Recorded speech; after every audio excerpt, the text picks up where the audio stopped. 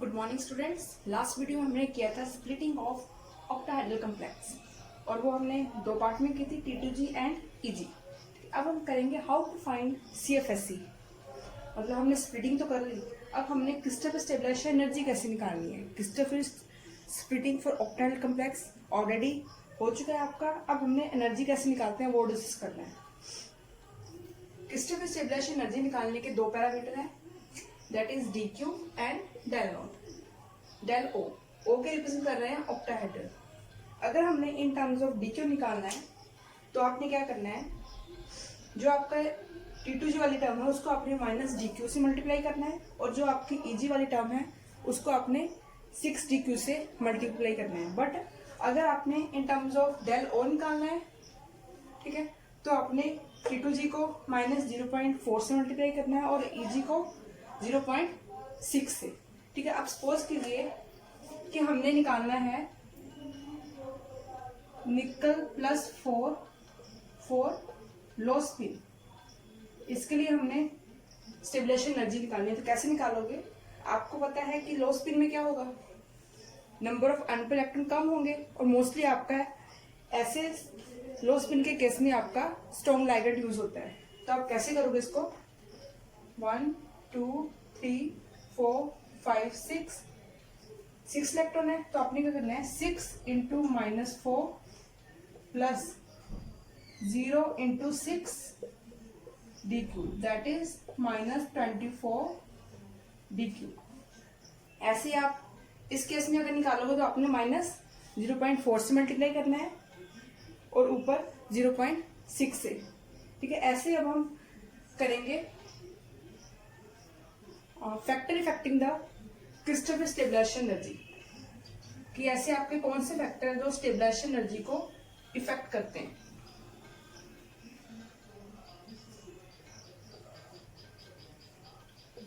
Factor affecting stabilisation energy. ठीक है, first है आपका nature of ligand.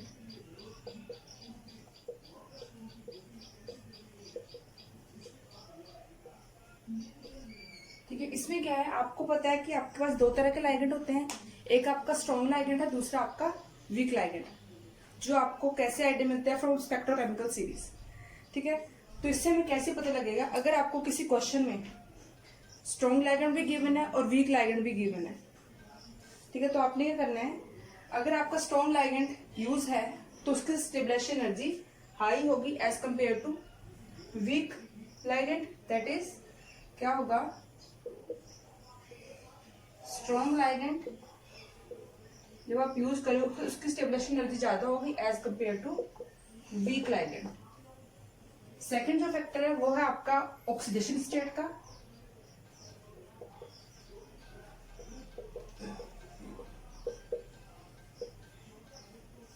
Higher the oxygen state, higher is the stabilisation energy. Means एक case में आपके पास क्या है, ऑक्सीजन स्टेट +2 है और दूसरे केस में आपके पास +3 है। तो आपको कैलकुलेट करने की जरूरत नहीं है, सिंपल देखो, higher the oxygen state higher is the stabilisation energy. And next one is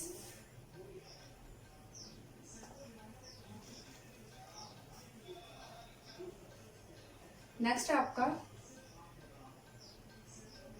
oxidation state आपकी सेम है बट नंबर ऑफ इलेक्ट्रॉन्स क्या है, डिफरेंट। तो इस केस में आपने कैसे करना है, सपोज कर लो कि आपके पास एक है D7 इलेक्ट्रॉन है, एक के पास है D8। तो जिसमें आपके लेस नंबर ऑफ इलेक्ट्रॉन होंगे उसकी स्टेबलाइजेशन एनर्जी हाई होगी as compare to high number of electron. ठीक है, नेक्स्ट है आपका जो नेक्स्ट फैक्टर आपका इफेक्ट करता है स्टेबलाइजेशन एनर्जी को, वो है आपका प्रिंसिपल क्वांटम नंबर। ठीक है, इसमें क्या होगा, जैसे आपको पता है कि आप, ठीक है, फर्स्ट ट्रांजिशन सीरीज से थर्ड ट्रांजिशन सीरीज तक जाते हो, तो जैसे आप डाउन जाओगे तो आपका क्या होगा, साइज इंक्रीज करेगा और आपके जो इलेक्ट्रॉन डेंसिटी है वो आपकी डिक्रीज करेगी। ठीक है, तो इसमें क्या होगा, इसलिए आपके जो 4D और 5D सीरीज है उसकी स्टेबलाइजेशन एनर्जी ज्यादा होगी एज कम्पेयर टू 3D। ठीक है, अब हम नेक्स्ट स्टार्ट करते हैं crystal field splitting for tetrahedral complex. ठीक है, इसको स्टार्ट करने से पहले मैं आपको इन दोनों का कंपैरिजन करवा रही हूँ कि इसके स्ट्रक्चर में और इसके स्ट्रक्चर में क्या डिफरेंस है। ठीक है, तो सबसे पहले आपको मैंने ऑक्टाहेड्रल का केस करवाया था। ठीक है, इसमें देखो कि आपका जो लाइगेंड है वो एक्सिस पर लाई कर रहा है, मतलब आपका लाइगेंड एक्सिस के थ्रू मेटल को अप्रोच कर रहा है। ठीक है, बट इस केस में क्या है, there is some difference, there is some distance between ligand and axis. Here is also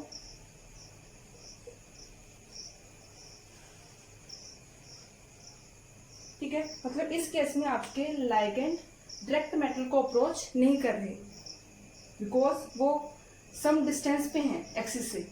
ठीक है, इसलिए मेटल को डायरेक्ट अप्रोच नहीं कर रहे। इस केस में हमने क्या करना है, आपने जो ये बॉक्स है इस सब में डिफरेंट डिफरेंट ऑर्बिटल ड्रॉ करके देखने हैं, that is x y, y z, z x, x square minus y square, d z square, ये सारे आपने इस बॉक्स में ड्रॉ करने हैं। फिर डिफरेंट ऑर्बिटल का, मतलब आपके 5 ऑर्बिटल है, सबका आपने लाइगेंड से डिस्टेंस देखना है, कितना डिस्टेंस है। फिर जब ये आप करोगे ड्रॉ करके तो आपको वहां से ये आइडिया मिलेगा कि जो आपके जो फर्स्ट 3 ऑर्बिटल है that is d x y, d y z and d z x, वो लाइगेंड से 0.5 L, L is the length of cube. ठीक है, इतने डिस्टेंस पर है। और जो d x square minus y square, d z square है वो आपके 0.7 L डिस्टेंस पे हैं। ठीक है, अब हमें पता है कि जो ऑर्बिटल लाइगेंड के क्लोज होगा उसमें रिपल्शन ज्यादा होगी और जो ऑर्बिटल लाइगेंड से दूर होगा उसमें रिपल्शन कम होगी। जैसे हमें लास्ट जो आपका ऑक्टाहेड्रल का केस था उसमें क्या था कि हमने सिंपल देखा कि जो लाइगेंड है एक्सिस के थ्रू मेटल को अप्रोच कर रहा है। ठीक है, बट यहाँ लाइगेंड एक्सिस पे लाई नहीं कर रहा, तो हमने सिंपल ऑर्बिटल, मेटल के जो ऑर्बिटल हैं, ठीक है, उसका लाइगेंड से डिस्टेंस देखना है। अगर डिस्टेंस कम है, मतलब लाइगेंड और ऑर्बिटल आपके क्लोज हैं, तो उनमें रिपल्शन ज्यादा होगी। अगर डिस्टेंस ज्यादा है मेटल लाइगेंड का तो उनमें रिपल्शन कम होगी। तो आपके जो फर्स्ट 3 ऑर्बिटल्स हैं उनमें क्या है, फर्स्ट 3 ऑर्बिटल का डिस्टेंस कितना है, 0.5 लाइगेंड से। ठीक है, और जो आपके ये 2 ऑर्बिटल है इनका डिस्टेंस है 0.7 फ्रॉम लाइगेंड।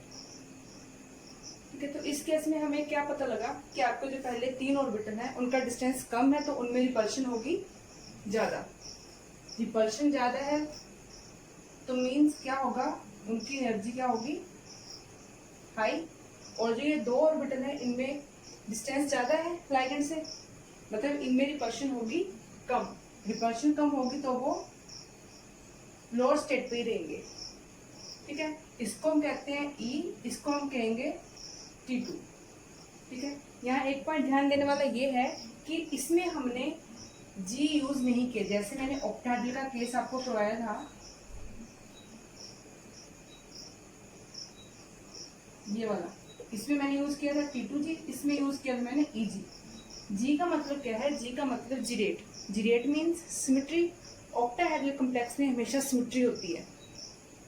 ठीक है, इसलिए हम उसमें G यूज करते हैं, but in tetrahedral complex symmetry नहीं होती, इसलिए हम उसमें G यूज नहीं करते, सिंपल T2 एंड E।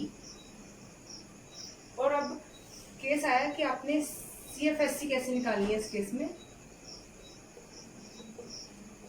वो निकालने का फॉर्मूला सेम ही है, बट थोड़ा सा इसमें डिफरेंस क्या है कि इसको आपने मल्टीप्लाई करना है -6dq से और इसको मल्टीप्लाई करना है आपने 4dq से इन टर्म्स ऑफ dq पैरामीटर। अगर हमने डेल नोट के टर्म में निकालना है तो आपने क्या करना है, नीचे वाले को मल्टीप्लाई करना है -0.6 डेल नोट और इसको मल्टीप्लाई करना है 0.4 डेल नोट। ये आपका केस था टेट्राहेड्रल का।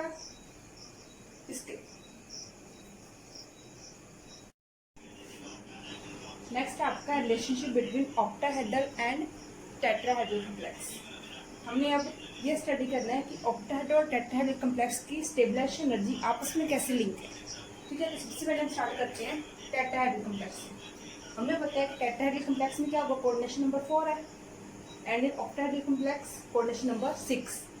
तो रेशियो कितनी आएगी, 2/3। ठीक है, नेक्स्ट है जो मैंने आपको टेट्राहेड्रल कम्प्लेक्स पढ़ाया था, मैंने उसमें बताया था कि जो आपके ये 3 ऑर्बिटल है इनका डिस्टेंस लाइगेंड से कितना है, 0.5, और इन 2 ऑर्बिटल का डिस्टेंस है 0.7। ठीक है, 0.7 मीन्स 2/3। ठीक है, जब आप इसको कट करोगे तो आपका 0.6 समथिंग आएगा, तो वो अप्रोक्सीमेट आपका 0.7 ही आएगा। ठीक है, बट इन ऑक्टाहेड्रल कम्प्लेक्स में क्या होगा कि आपके जो ये ऑर्बिटल थे दोनों, ठीक है, ये आपके लाइगेंड को डायरेक्ट अप्रोच कर रहे थे, इसलिए इनमें स्प्लिटिंग भी मैक्सिमम हो रही थी। बट इसमें आपका क्या है, मेटल और लाइगेंड के बीच का डिस्टेंस कितना है, 2/3। तो इसकी स्प्लिटिंग भी एज कंपेयर टू ऑक्टाहेड्रल 2/3 होगी। इसमें आपकी स्प्लिटिंग मैक्सिमम हो रही है इस ऑर्बिटल, बट इस केस में क्या है, splitting of these 2 orbital is 2/3 as compare to octahedral. तो आपका क्या बना, crystal stabilisation energy tetrahedral complex is equal 2/3, ये रेशियो है, multiply by 2/3 of octahedral complex. That is आपका क्या आ गया, ये आपका रिलेशन आ गया टेट्राहेड्रल और ऑक्टाहेड्रल में। Stabilisation energy tetrahedral is equal to 4/9 of octahedral. ठीक है, ये रिलेशन आपने याद रखना है। अगर आपको बाई चांस किसी क्वेश्चन में ये गिवन हो कि टेट्राहेड्रल की स्टेबलाइजेशन एनर्जी इतनी है, ऑक्टाहेड्रल की निकालो, तो आप डायरेक्ट यहाँ से निकाल सकते हो। ठीक है, नेक्स्ट टॉपिक है आपका पेयरिंग एनर्जी। ठीक है, सबसे पहले पेयरिंग एनर्जी क्या होती है, energy used to pair up 2 electron in a orbital. किसी भी ऑर्बिटल में इलेक्ट्रॉन को पेयर अप करने के लिए जो एनर्जी हम यूज करते हैं उसे हम कहते हैं पेयरिंग एनर्जी। ठीक है, but condition is that pairing is not done by the metal. मतलब जो आपकी पेयरिंग हो रही है वो मेटल की वजह से नहीं होनी चाहिए, वो आपके लाइगेंड की वजह से होनी चाहिए, तभी हम उसको पेयरिंग एनर्जी काउंट करेंगे। जैसे आपको सपोज कर लो कि एग्जाम्पल है, ठीक है, D4 मैंने कोई भी ले लिया आपका मेटल आयन, इसमें आपके इलेक्ट्रॉन कितने हैं, D4। ठीक है, तो इसमें क्या होगा, अगर हम हंड रूल के अकॉर्डिंग इसको फिल करें तो ऐसे भी लोग सारे पहले सिंगली ऑक्यूपाई होंगे। ठीक है, उसके बाद इसकी पेयरिंग एनर्जी होगी। ठीक है, बट अगर हम यहाँ स्ट्रॉन्ग लाइगेंड यूज करें तो क्या होगा, स्ट्रॉन्ग लाइगेंड की कैपेसिटी है कि वो बैक पेयरिंग करेगा। तो इस केस में बैक पेयरिंग होगी तो जो अनपेयर इलेक्ट्रॉन है वो भी पेयर अप हो जाएंगे। तो अगर हम हंड रूल के अकॉर्डिंग फिल करेंगे तो नंबर ऑफ अनपेयर इलेक्ट्रॉन 0 है, sorry number of pair electron कितने हैं, 0। बट अगर हम स्ट्रॉन्ग लाइगेंड यूज कर रहे हैं तो लाइगेंड उसको पेयर अप कर रहा है, तो नंबर ऑफ पेयर इलेक्ट्रॉन कितने हैं, 2। तो हंड रूल के अकॉर्डिंग आपके नंबर ऑफ पेयर इलेक्ट्रॉन 0 है, और इस केस में आपके पेयर इलेक्ट्रॉन 2 है, तो आपकी पेयरिंग एनर्जी कितनी आएगी, 2p। ठीक है, ये कंडीशन है आपकी मेन जो है, pairing is not done by the metal. जो पेयरिंग है वो मेटल की वजह से नहीं होनी चाहिए, वो आपकी लाइगेंड की वजह से होनी चाहिए, तभी हम उसको पेयरिंग एनर्जी काउंट करेंगे, अदरवाइज नहीं। ये आपकी 3 टाइप है। ठीक है, फर्स्ट केस क्या है, जब आपकी क्रिस्टल की स्टेबलाइजेशन एनर्जी ज़्यादा होगी as compare to pairing energy, means electron को ऊपर जाने के लिए स्टेबलाइजेशन एनर्जी ज़्यादा है। ठीक है, तो इलेक्ट्रॉन को यहाँ से यहाँ जाने के लिए ज़्यादा एनर्जी चाहिए, और पेयरिंग एनर्जी कम है, मीन्स इलेक्ट्रॉन यहाँ पेयर अप होना प्रेफर करेंगे। ठीक है, तो इस केस में आपका क्या होगा, लो स्पिन कम्प्लेक्स बनेगा। ठीक है, सेकंड केस है आपका कि जब आपकी स्टेबलाइजेशन एनर्जी कम है और पेयरिंग एनर्जी ज़्यादा है, मीन्स आपकी स्टेबलाइजेशन एनर्जी क्या है, कम, तो इलेक्ट्रॉन यहाँ से यहाँ जाने के लिए इलेक्ट्रॉन को कम एनर्जी चाहिए, बट पेयर अप होने के लिए उसको ज़्यादा एनर्जी चाहिए, इसलिए इलेक्ट्रॉन ईजी ऑर्बिटल में जाना प्रेफर करेगी। तो इस केस में आपका हाई स्पिन कॉम्प्लेक्स बनेगा। बट अगर दोनों इक्वल हुए, स्टेबलाइजेशन एनर्जी और पेयरिंग एनर्जी इक्वल हैं, तो आपके हाई और लो स्पिन इक्वली एग्जिस्ट करेंगे। अब हमें पता है कि ऑक्टाहेड्रल की स्टेबलाइजेशन एनर्जी ज़्यादा होती है एज फिर टेट्राहेड्रल। ठीक है, मीन्स आपका जो टेट्राहेड्रल कॉम्प्लेक्स है वो हमेशा हाई स्पिन कॉम्प्लेक्स ही बनाएगा। ठीक है, उसमें हम पेयरिंग एनर्जी काउंट नहीं करेंगे। ठीक है, थैंक यू।